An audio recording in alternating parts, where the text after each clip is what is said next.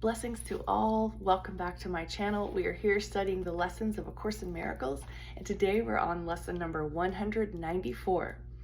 I place the future in the hands of God. And today's message is an affirmation, an opportunity to get into a contemplative state, do some meditation around trusting God, having faith in God. And there is a little bit in this lesson about our understanding of time.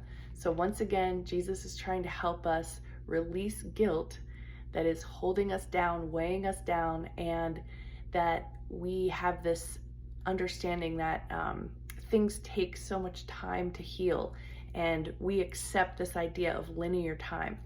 So sit back and relax and enjoy, soak this in. I hope this is helping you with your life, making you feel more peaceful, and you're becoming a role model for the people around you because of how much you're changing, and that people are noticing that you're handling things differently, and that you're being the one who steps in with love, that opens their heart more, because that's the best kind of brother or sister that we can be to our friends here during the Earth School.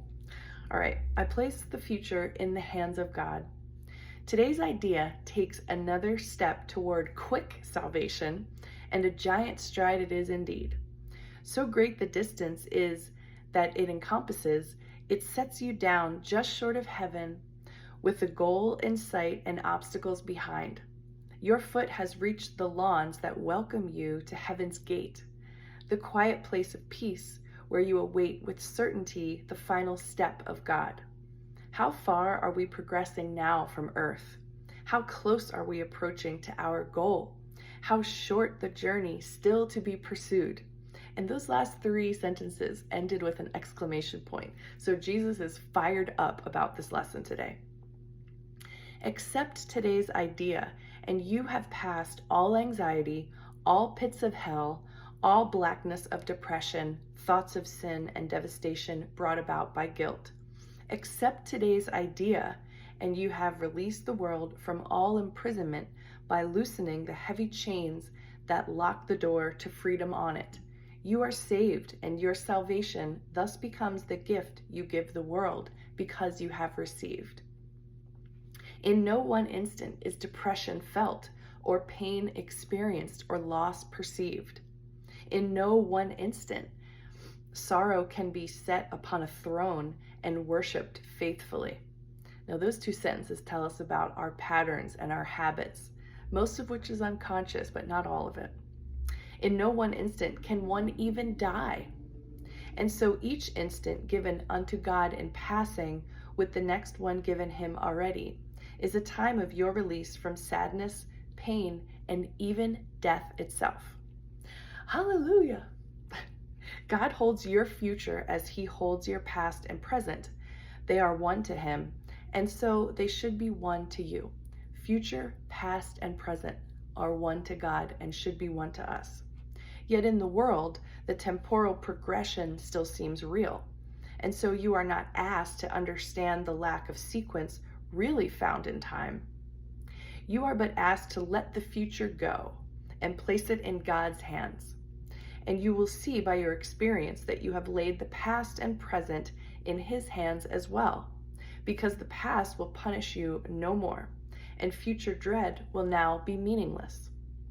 Release the future, for the past is gone, and what is present, free from its bequest of grief and misery, of pain and loss, become the instant in which time escapes the bondage of illusions, which was slave to time, transformed into a holy instant when the light was kept hidden in God's Son is freed to bless the world.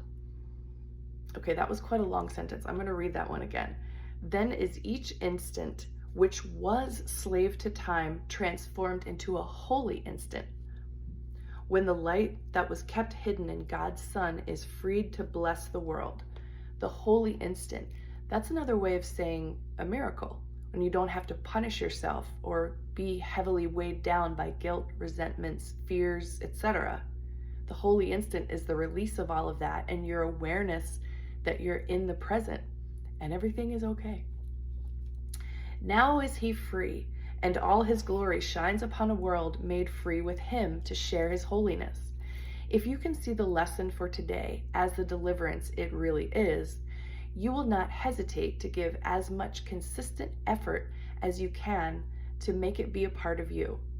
As it becomes a thought that rules your mind, a habit in your problem-solving repertoire, a way of quick reaction to temptation, you extend your learning to the world. And as you learn to see salvation in all things, so will the world perceive that it is saved. What worry can beset the one who gives his future to the loving hands of God? What can he suffer? What can cause him pain or bring him an experience of loss? What can he fear? And what can he regard except with love? For he who has escaped all fear of future pain has found his way to present peace and certainty of care the world can never threaten. He is sure that his perception may be faulty, but will never lack correction. He is free to choose again when he has been deceived, to change his mind when he has made mistakes.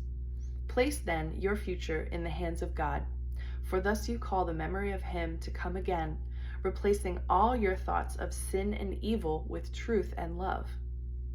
Think you the world could fail to gain thereby, and every living creature not respond with healed perception? Who entrusts himself to God has also placed the world within the hands to which he has himself appealed for comfort and security. He lays aside the sick illusions of the world along with his and offers peace to both. Now are we saved indeed, for in God's hands we rest untroubled, sure that only good can come to us. If we forget, we will be gently reassured. If we accept an unforgiving thought, it will soon be replaced by love's reflection. And if we are tempted to attack, we will appeal to him who guards our rest to make the choice for us that leaves temptation far behind. No longer is the world our enemy, for we have chosen that we be its friend. I place the future in the hands of God. It's all about surrendering too, isn't it? I really like this idea that as we continue this forgiveness practice, seeing the world in a more correct way, that it is healing to our brothers and sisters. So never forget that all the work that you're doing, all the little willingness that you have to just read the lesson, much less try to do all these mechanics in your mind when things come up. Your willingness has a healing effect and is worth it. So keep going, extend yourself into this idea that the present can be a completely new moment. It doesn't have to be tainted by the past or any type of anxiety about the future. Put it in God's hands. And just to let you all know, I'm here in Duchesne, Utah, and I'm going to the Course in Miracles retreat with David Hoffmeister this morning. We start the registration process and the meet and greet this morning. So I don't know what the scene's going to be, but I probably will be able to make videos there on the land, and I'll share that with you, whatever I can. So thank you so much for joining me. Have an amazing day today. Enjoy your practice. I love you all, and I'll see you back here again on the next video.